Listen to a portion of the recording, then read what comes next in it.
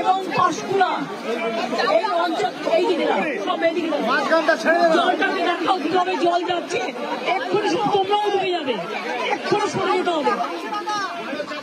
এইটা কালকে রাত্রে এই জলটা আবার ছেড়েছে নতুন করে ছেড়েছে এই জলটা। আজ দুটো পর্যন্ত উদয়নারায়ণপুর, আমতা, পাঁশকুড়া অনেক জায়গা আমরা কন্ট্রোল করলো, এই জায়গাগুলো ডুবে যাবে। আমি বলবো ডিএমকে এক্ষুনি এখান থেকে লোক শিফট করাতে। দুই হচ্ছে যাদের কাঁচা বাড়ি ভেঙে গেছে তাদের লিস্ট আমাকে দিতে। তিন হচ্ছে যাদের জমি নষ্ট হয়ে গেছে, শস্য নষ্ট হয়ে গেছে, সরো জলটা দেখতে দাও, জলে ডুবে যাবে এক্ষুনি।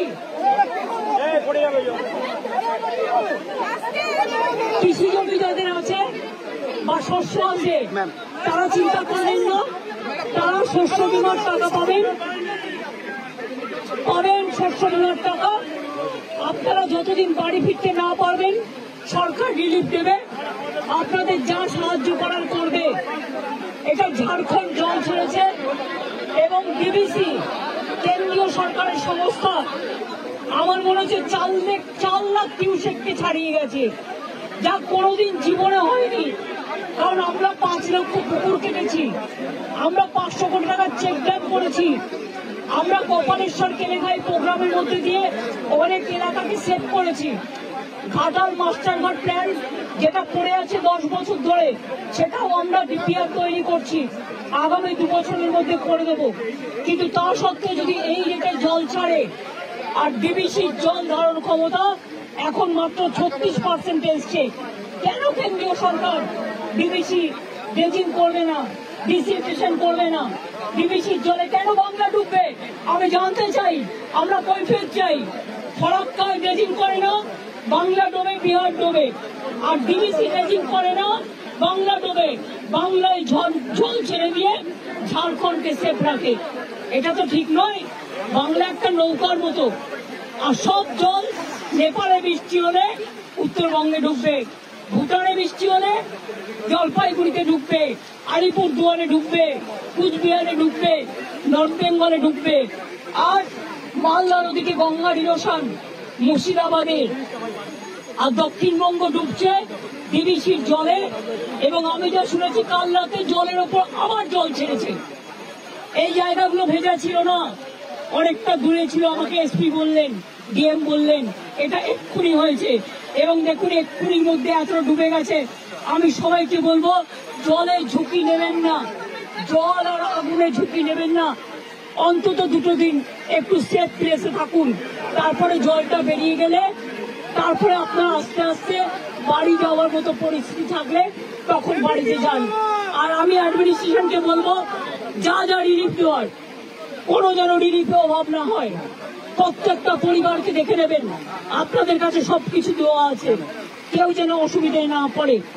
আমি মিদনাপুর পশ্চিম, হুগলি, হাওড়া এবং হাওড়া যাবো আমি এবার, মেদিনীপুর পূর্ব ঘুরে যা দেখলাম তাতে আমি সত্যি শঙ্কিত। ডিবিসির সাথে আমরা ফার্দার কোনো সম্পর্ক রাখবো কিনা আমাদের সন্দেহ আছে। আমি সব সম্পর্ক কাট আপ করে দেবো যদি মানুষকে এইভাবে ডোবায়। আবার ছেড়েছে মানে পুরো চক্রান্ত, মানে এটা পূর্ব পরিকল্পিত এবং এটা পরিকল্পিত বন্যা।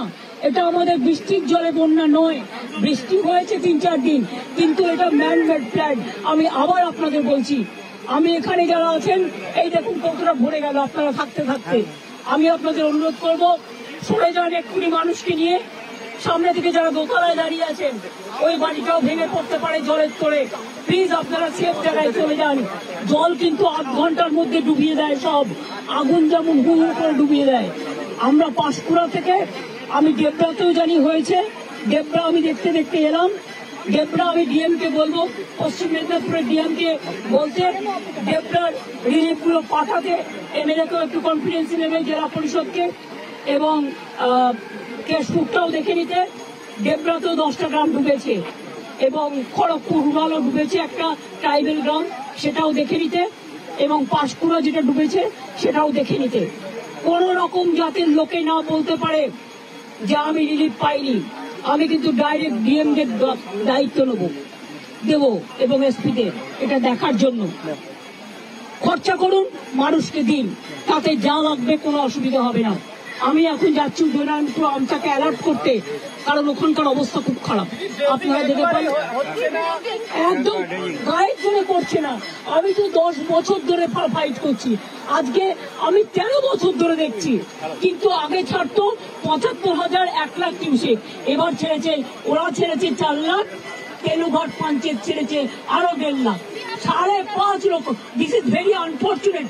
I do not know why central government is not this dredging for DVC. Their reservation power now it came down about 36% only, and all the water they release for Bengal. Why Bengal will be man-made flooded because of central government irresponsible activities? I am sorry, this is not Bengal water. This is the Jharkhand water from Tenughat Panchayat, and this is the water coming from central government organization, the DVC. Because এটা নিয়ে বড় আন্দোলনে যেতে হবে, এটা নিয়ে আমরা বড় আন্দোলনে যাব। আমাদের ভিডিও ভালো লাগলে লাইক এবং শেয়ার করুন। কমেন্ট সেকশনে গিয়ে জানান আপনাদের মতামত। আরও ভিডিও পেতে আমাদের চ্যানেল সাবস্ক্রাইব করুন এবং প্রতি মুহূর্তে খবরের আপডেট পেতে প্রেস করুন বেল আইকন।